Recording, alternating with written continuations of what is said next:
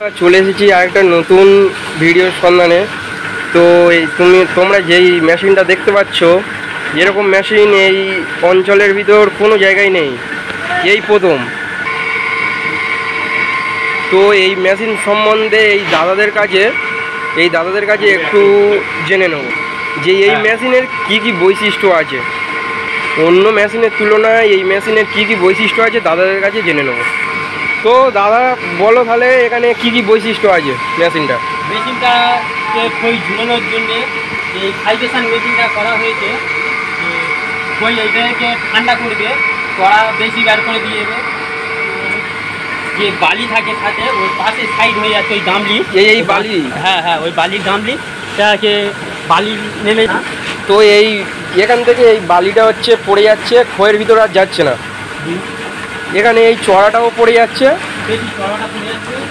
যে কম চড়া বেরোয় কিন্তু এই মেশিনে সবচেয়ে বেশি চড়াটা বেরোয়, যার জন্যে খইটা বেশি ঝুলবে। তো বুঝতে পারলেন।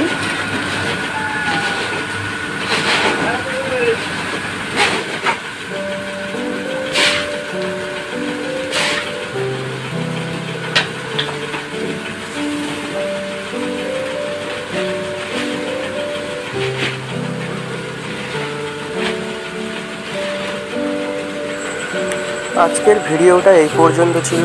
তো ততক্ষণে চ্যানেলে নতুন হয়ে থাকলে please like, comment, share, subscribe করতে ভুলবেন না। ভিডিওটা এই পর্যন্ত। তো ততক্ষণে সুস্থ থেকো, ভালো থেকো। তো দেখা হচ্ছে অন্য একটা ভিডিওতে।